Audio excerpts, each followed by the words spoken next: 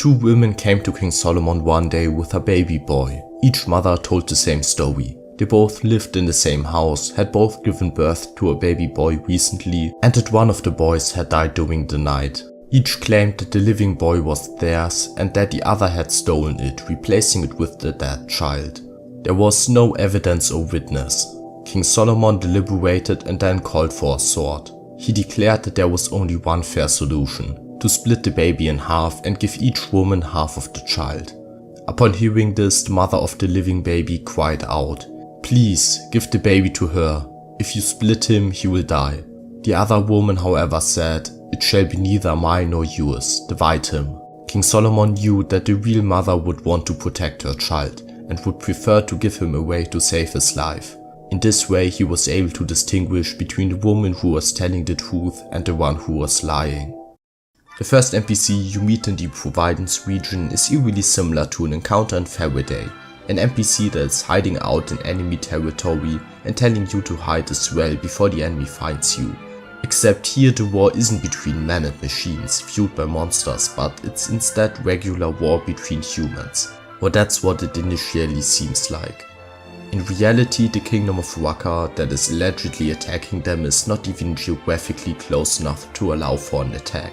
They do exist, they're feared because of their military prowess, but they aren't attacking. For now you don't know that though.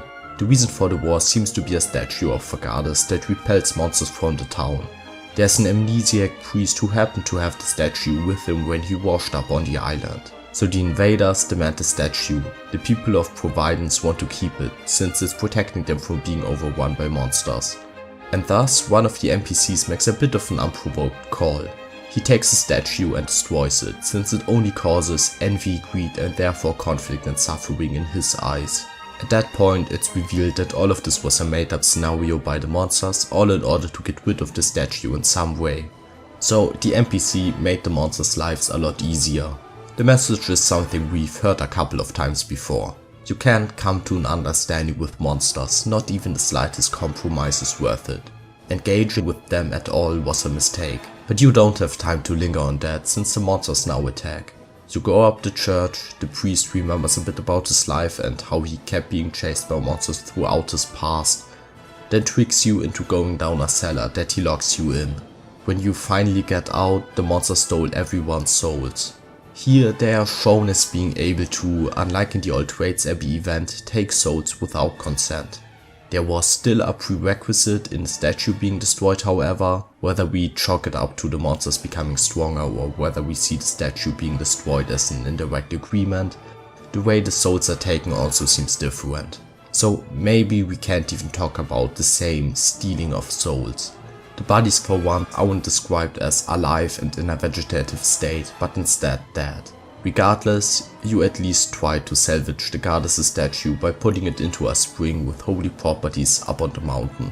You're interrupted by a monster that's way stronger than you, but still manage to throw the pieces of the statue in the spring, which weakens the monster so much that it becomes a pushover.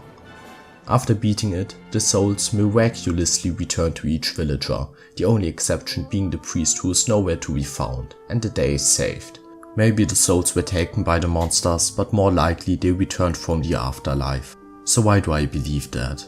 All the townspeople have stories about what they experienced while the souls were taken. Some talk about seeing themselves from up above. This could be explained away as their souls being conscious in the moment they returned back to their body. Some talk about feelings like cold and darkness that might be the physical experience of the soulless body, but it might also be the soul's metaphysical experience in the afterlife. Others claim to have seen dead people however. So if their souls were stolen, if the monsters had them absorbed, how did the souls also experience an afterlife? You'd think that's for dead people. In other words, I believe that the humans here got killed and brought back to life, unlike the victims of the soul stealing in the Old Waits Abbey event. It also throws the entire model of the afterlife presented so far into question. Or, this is a bit of a stretch, different rules applied to this realm altogether.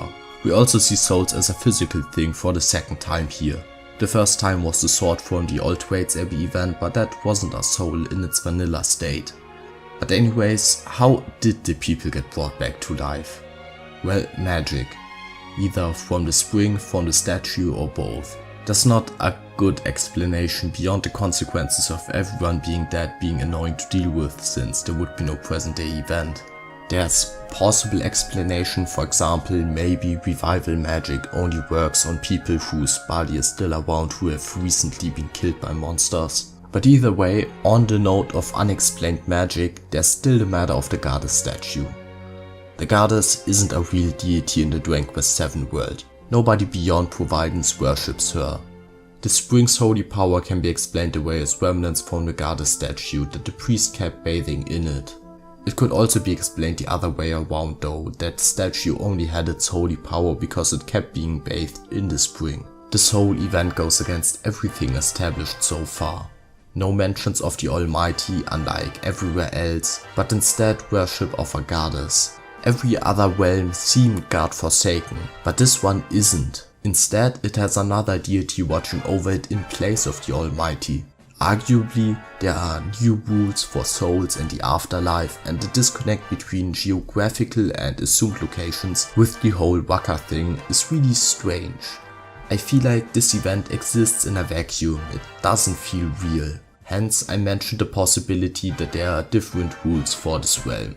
I don't remember every detail in this game, whether this area will start making sense with more context or not, but for now the takeaway is that something is odd about this region. And whether the goddess exists and whether the statue even truly worked is ambiguous. Whether the people really did experience the afterlife or something else is ambiguous. What the deal with the priest was is ambiguous. So many questions remain, but ultimately it doesn't matter. As Dragon Quest VII so often declared, what matters is the status quo. And the goddess statue is gone, the out-of-body experiences are over, the priest is gone, so there's nothing left to do but look onwards to the future, or in this case the present day. But like with many events, there's not a lot to say about the present day. Providence in the present is filled with children and elderly people who are being provided for. The age structure diagram of this town is just an hourglass. But the game doesn't tell us why. The church was rebuilt after being destroyed in the monster attack, and that's all. The town still worships their goddess, but it turned out alright, despite none of the aforementioned questions being further explored.